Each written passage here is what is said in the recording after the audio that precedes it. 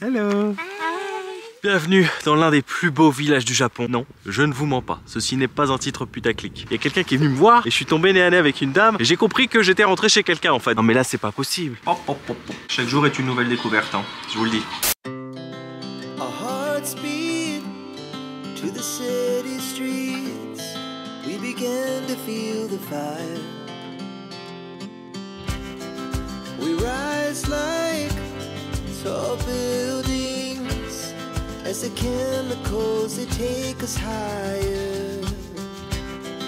The night's young, it has just begun as she puts her hand in mine. We wanna chase the night, wanna dance to the light, pull the stars from the sky, just two hearts running wild. Never sleep, never stop, as we shout from the top. We're gonna be two hearts running wild.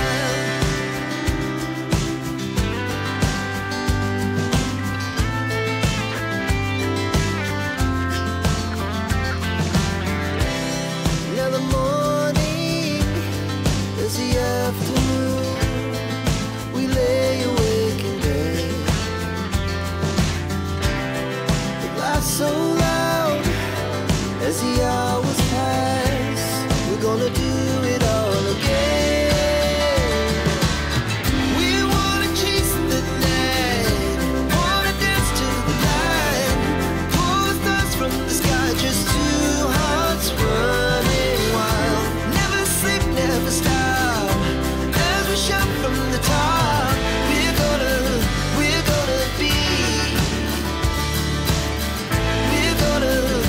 gonna be two hearts running wild.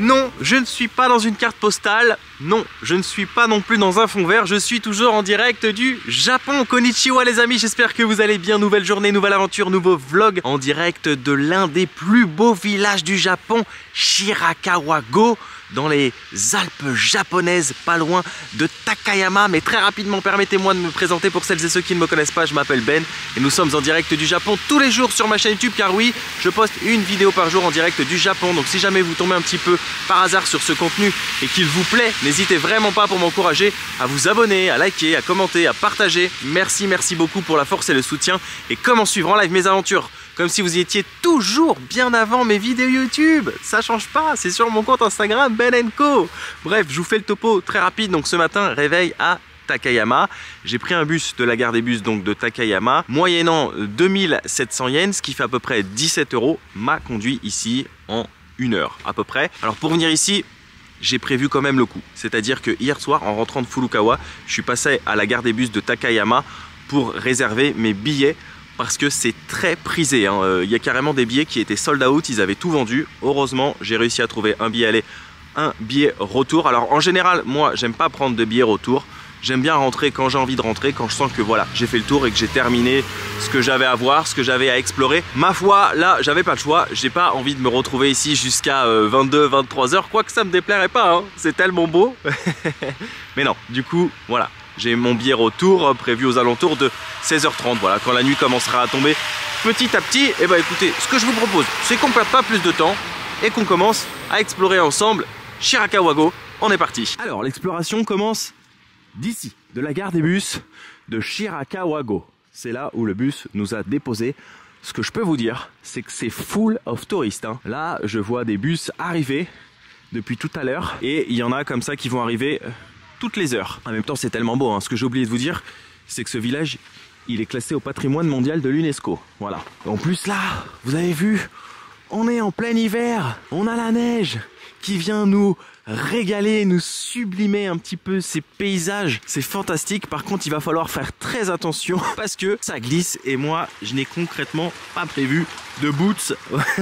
J'ai mes baskets du voyageur. Quand on arrive ici à Shirakawa-go, on sort du bus et on peut récupérer une petite carte qui nous mentionne un petit peu les endroits à voir, à faire.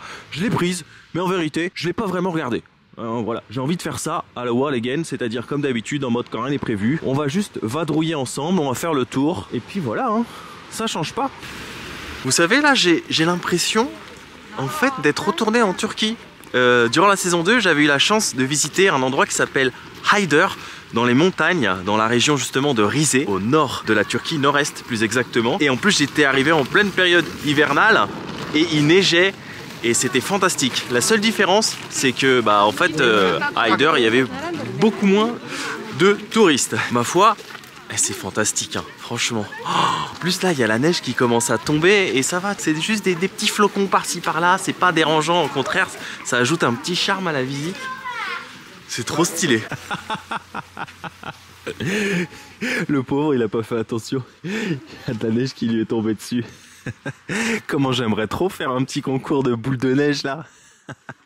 J'aimerais trop avoir une combinaison et me jeter carrément dedans en fait. Et franchement c'est trop beau, hein.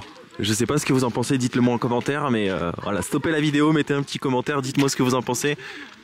Mais avec ces maisons là, en toit de chaume. Et c'est que le début, c'est ça le pire.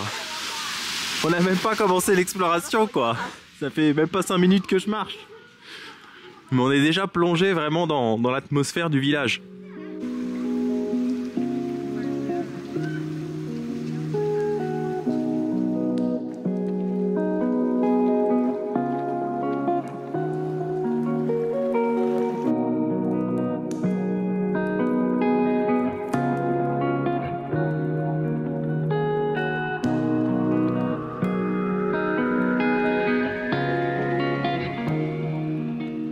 Donc là, j'ai pris la route de l'observatoire parce que j'ai appris qu'il y avait un observatoire. Donc je me suis dit que ça doit être assez sympa de prendre un peu de hauteur pour admirer ce beau village de Shirakawa-go.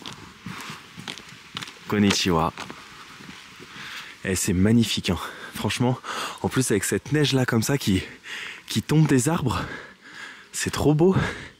J'ai pas l'impression d'être au Japon là, j'ai l'impression d'être, je sais pas moi, en Laponie. Et puis ce qui est bien, c'est que plus on monte, et paf, on a des petits points de vue là. Et on se croirait, en fait, on se croirait limite dans un décor de film Disney, vous voyez? Style La Reine des Neiges ou... Ça fait décor de film, ces maisons, cette neige, enfin je sais pas. Il y a un charme particulier. Le printemps, ça doit être joli aussi, je pense, ici. Mais l'hiver, avec sa petite neige, il y a quand même concurrence là. Hein. Ça nous fait une bonne marche là. On respire cet air frais de la montagne. Ça fait du bien. On est arrivé à l'observatoire. On va essayer de se créer un petit chemin sans déranger les autres. Et attention, attention, attention. Mesdames et messieurs, mes chers compatriotes, mes chers amis, mes chers abonnés, voici Shirakawa-go. Si ça c'est pas magnifique, je vous le dis, moi j'arrête de voyager, hein. Mais vraiment.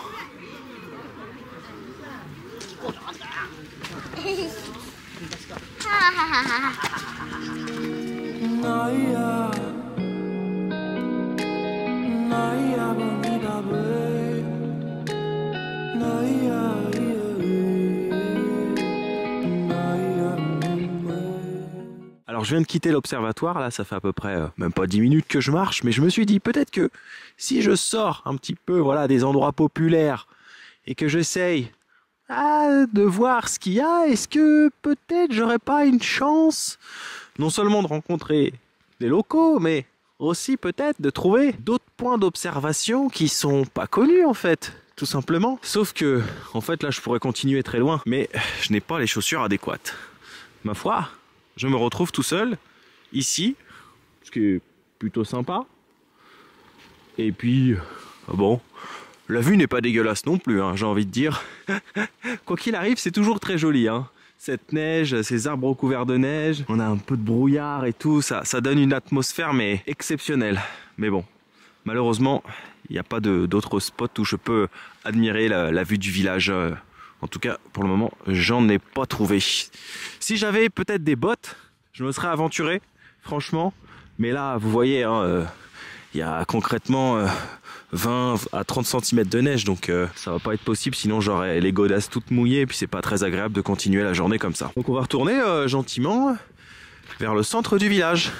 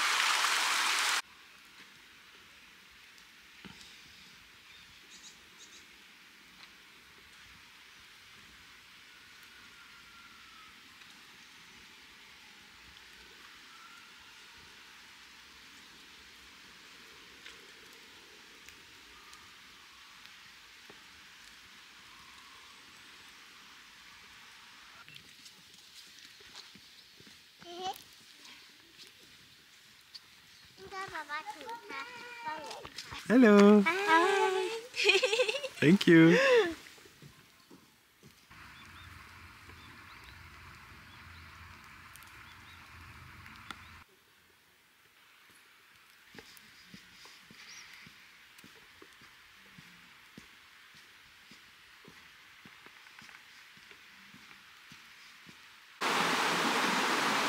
Alors si vous vous posez la question de savoir est-ce qu'il y a vraiment des personnes qui vivent ici, oui, il y a des voitures qui sont garées devant certaines maisons.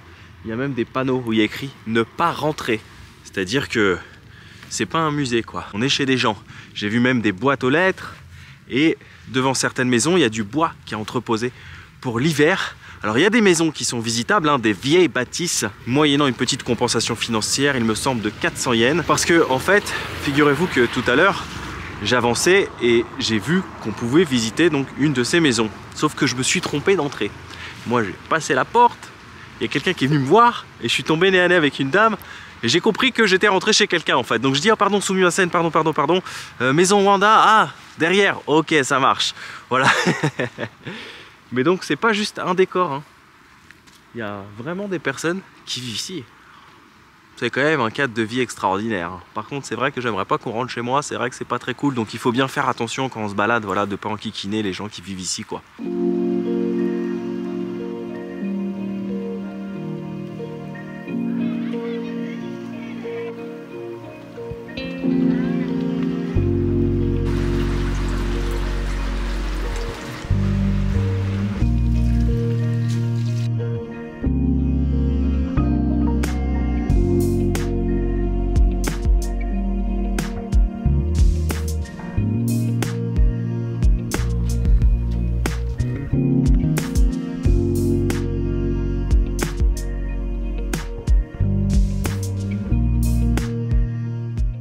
Que serait une exploration sans bouffe? Que serait une bouffe sans exploration? Telle est la question. Bon, là comme il est à peu près 13h30, je commence à avoir faim. En plus j'ai pas pris de petit déj en ce moment, je fais des jeûnes intermittents le matin. Un petit café et paf, on commence la journée. Du coup, il y a pas mal de petits stands de street food. Alors il n'y a pas de resto, j'en ai pas repéré. Je suis rentré dans un, on m'a dit non c'est réservé pour un quart de touriste, etc. Je dis ah ok d'accord. Du coup, j'ai pris deux petites street food qui m'ont coûté 300 yens l'unité. J'ai pris d'abord ceci. Alors ça ressemble un petit peu à ce qu'on a goûté hier, hein, les fameuses boulettes de riz, mais là c'est pas une boulette en fait. Donc c'est de la pâte de riz avec une petite soupe miso et puis par-dessus on dirait qu'on m'a saupoudré de cacahuètes, voilà. Donc ça c'est 300 yens. Oui. Oh, c'est très bon. J'aime bien ce petit saupoudrage là. Ça donne un petit côté croquant avec la petite sauce miso là, bien parsemée partout, c'est très bon. En plus ça réchauffe comme il fait froid. Alors c'est exactement la même texture que les boulettes. Hein. C'est très bon.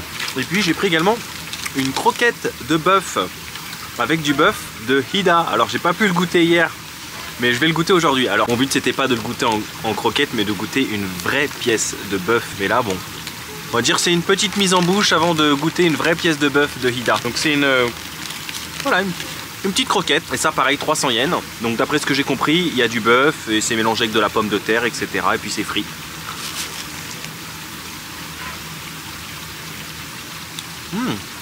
Pas mal du tout. On dirait un petit peu un hachis parmentier à l'intérieur. Mélange de viande et de pommes de terre. Ça fait du bien, ça réchauffe.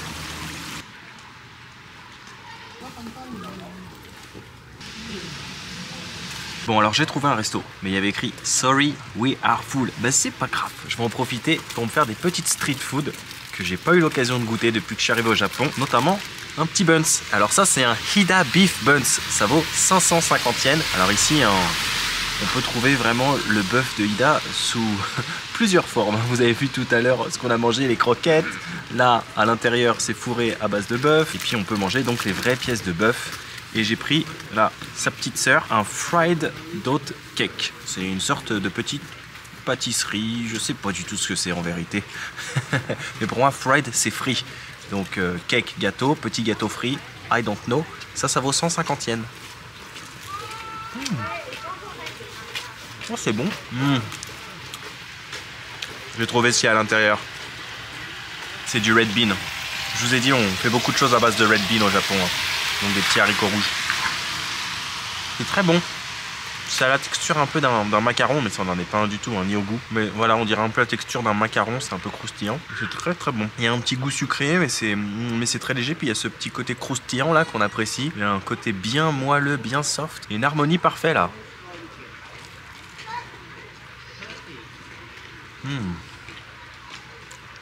Ah ça je valide à 100%. Dans la rue il y a plein de petits stands de street food. Il y a de quoi faire, hein. On est au Japon de toute façon, on est sûr qu'on crèvera pas de faim. Il y a toujours à boire ou à manger. Et maintenant mon buns de Hida. Qu'est-ce que ça donne déjà? C'est bien moelleux, on dirait un coussin. C'est pas mal. C'est très bon. C'est très soft. J'aime beaucoup la texture moelleuse comme ça en plus. Ah, j'aime bien, voilà, avec du bœuf à l'intérieur. Simple, efficace. Bon, là je fais le tour de toutes les petites échoppes. Hein. Concrètement, ça s'est transformé en rallye de la bouffe, cette exploration. Regardez, les dingos, ce qu'on a mangé hier, c'est boulettes de pâte de riz. Alors celles-ci, elles sont sésame, ça vaut 110 yens. Mais est-ce qu'elles seront aussi bonnes que celles qu'on a mangées hier soir chez la reine en fait des boulettes des dingos? Ici, souvenez-vous, on est passé chez une dame, apparemment c'était la numéro 1 de Takayama. La Ichiban numéro 1. Elles sont très bonnes. J'adore la petite sauce dessus, toujours un petit peu sucré-salé.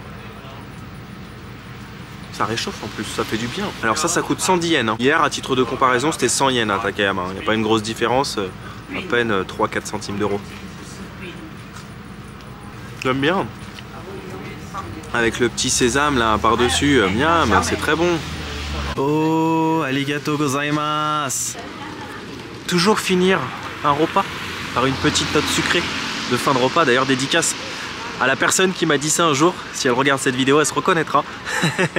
Donc voilà, j'honore ce dicton de la petite note sucrée de fin de repas. En vérité, ça fait très longtemps que j'ai envie de goûter une glace au matcha. Quand j'étais à Issei, je voulais en goûter une, mais il y avait une queue monstrueuse. Du coup, là j'en ai profité puisqu'il n'y avait personne. Ça coûte 450 yens, ce qui fait à peu près 2,60 € et on a une belle glace, un peu comme une glace à l'italienne, vous voyez, mais au matcha. Donc le matcha, c'est cette fameuse poudre en fait de thé vert. Et on en fait plein de dérivés ici au Japon. Hein. C'est bon, c'est très populaire. La première fois que je suis venu au Japon en 2014, j'étais comme un fou. J'avais découvert des Kit Kat verts. Je disais mais pourquoi ils sont verts? Parce qu'en fait ils étaient à base de matcha. Donc voilà, il y a plein de produits dérivés à base de matcha au Japon. Et notamment de bonnes glaces. Alors une glace avec ce temps-là, on pourrait se dire ah ouais, Il fait froid quoi pour manger une glace. Mais pourquoi pas, j'ai envie de dire, on mange bien des bûches à Noël, hein. Elle est très bonne. Bah, on sent bien le matcha, hein. Ça y est, je suis content. Glace au matcha, c'est fait.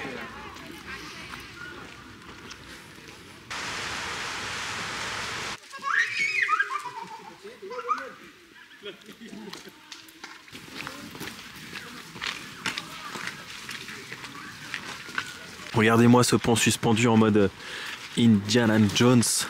Par contre, faut faire attention parce que ça glisse. Oh là là là là.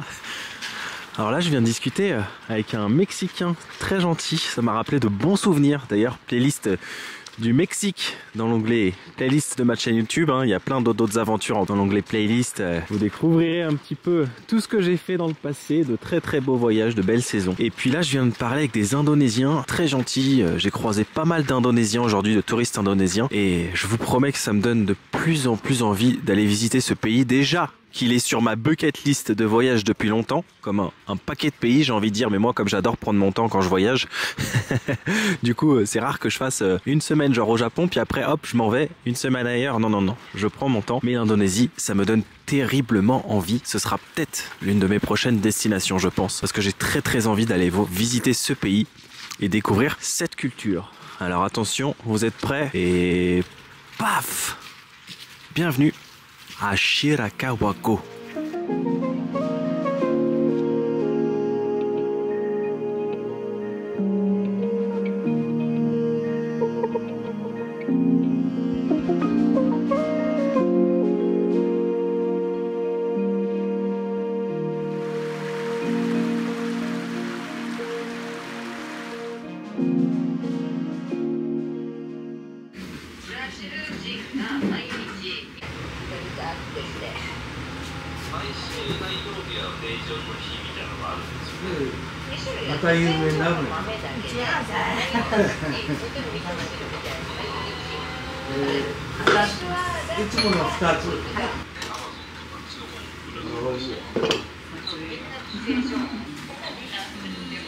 Je pense que dans la vie, on atterrit jamais vraiment par hasard dans un endroit. Je vais vous expliquer pourquoi. Je suis de retour à Takayama.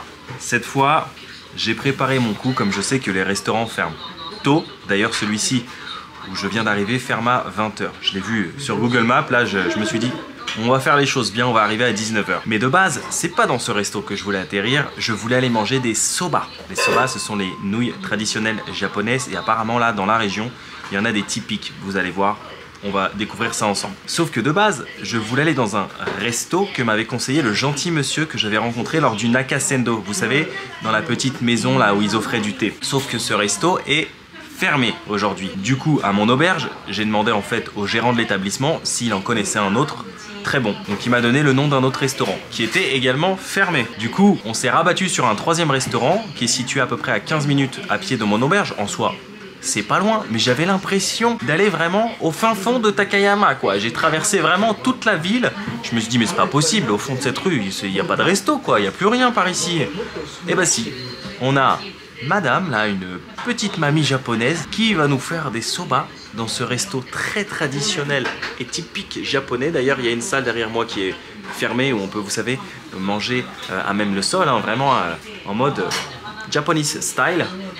Et là, je me suis dit, quand je suis rentré dedans, waouh, c'est clairement the place to be, c'est the spot, voilà, vraiment authentique que je cherchais. Alors, je connais pas les autres, hein, je dis pas qu'ils sont pas authentiques, ils sont certainement très bien, si on me les a recommandés. Mais là, je sais pas, il y a quelque chose, il y a une atmosphère, je me sens bien chez notre mamie japonaise. Et en plus, elle est trop mimi parce que quand elle m'a apporté son menu, donc je lui ai dit soba, elle m'a dit yes, soba. Enfin non, elle m'a pas dit yes, hein, elle parle pas anglais. Heureusement que j'ai Google Traduction. Mais elle m'a apporté son petit menu et donc c'est trop mignon parce qu'en fait son petit menu il est traduit en anglais, donc il y a écrit Do you know sobayu? The way to drink sobayu is to pour it into your remaining soba tsuyu and then drink it. Donc voilà, il y a son petit menu qui est traduit, un petit menu très joli et explicatif et puis là on peut choisir donc ce qu'on va dîner. Donc il y a plusieurs types de soba, donc il y a soba avec des crevettes tempura, soba, bref, avec plein d'autres choses. Et moi j'ai pris quelque chose de typique, j'ai pris ceci.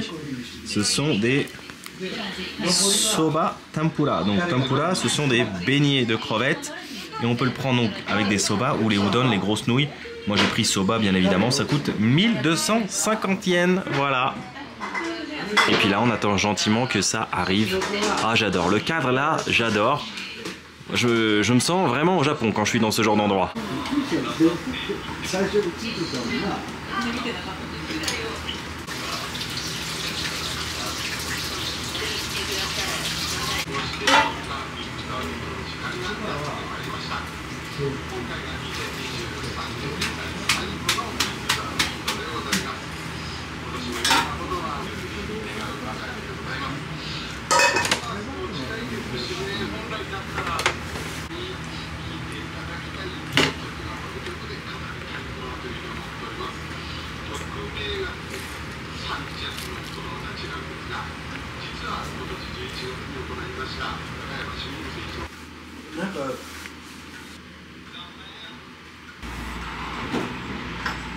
Le plat est arrivé et je peux vous dire que c'est extrêmement appétissant. Hop, hop, hop, hop, hop.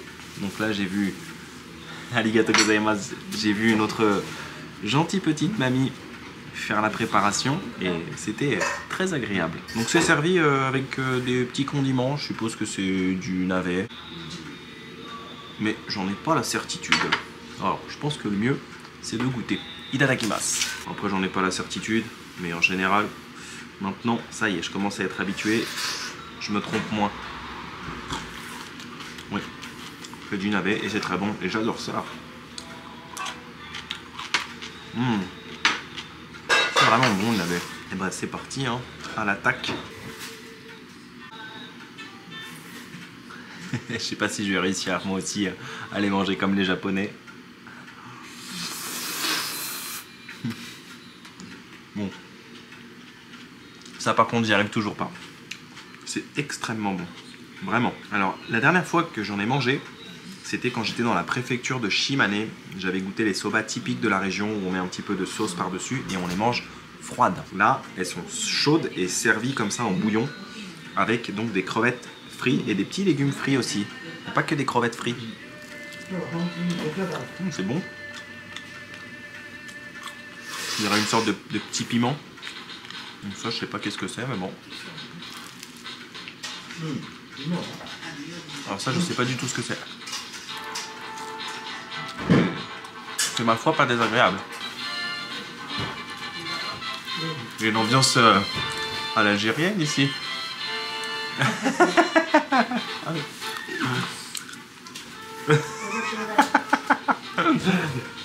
J'ai fait rigoler la mamie visible. Oh là là, c'est quoi cette crevette? C'est un monstre de la nature là. C'est le monstre du Loch Ness qui nous a mis dans d'autres soba.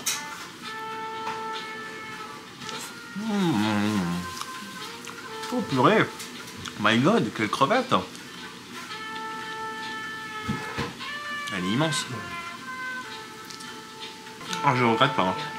D'ailleurs, comme d'habitude, tous les bons plans dans la barre de description, géolocalisation exacte des lieux. Comme ça, si un jour vous venez ici à Takayama, vous galérez pas. Bam, géolocalisation, restaurant de notre gentille mamie japonaise. D'ailleurs, qui a 81 ans. J'ai demandé si c'était poli de demander, hein, bien évidemment.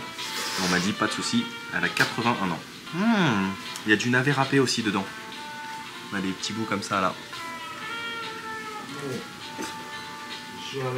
C'est un régal. D'ailleurs, le monsieur qui est en face, il y a un gentil couple qui est rentré aussi quasiment en même temps que moi, m'a dit que madame était très connue hein, à Takayama.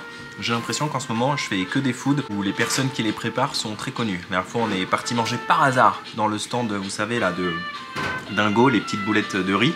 Il paraît que c'était le meilleur stand de dingo de Takayama. Et bah là, apparemment, on est chez madame qui est assez populaire, visiblement, à Takayama.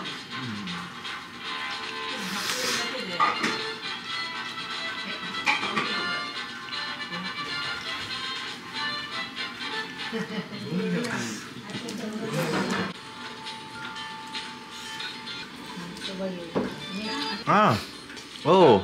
After eat, After eat. D'accord, donc madame me montre quelque chose, visiblement. Ah, ok. After eat, we drink this. Ok, on remue. Ok. After. D'accord. Ah, maintenant. Ok. Arigatou gozaimasu. Chaque jour est une nouvelle découverte, hein, je vous le dis. D'accord. Ça nous fait comme une petite soupette en fait, c'est assez épais. Voilà. Belle découverte. Ça réchauffe en plus, là, il fait froid dehors.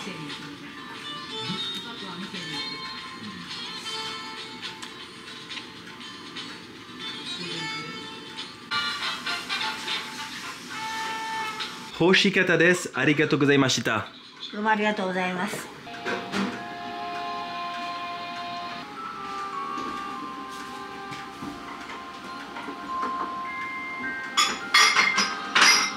Sayonara, arigatou gozaimasu. Franchement, je crois que je pouvais pas espérer meilleur spot pour terminer cette journée extraordinaire. Qu'est-ce qu'elle était gentille cette petite mamie, attentionnée, douce, enfin vraiment une crème trop mignonne quoi.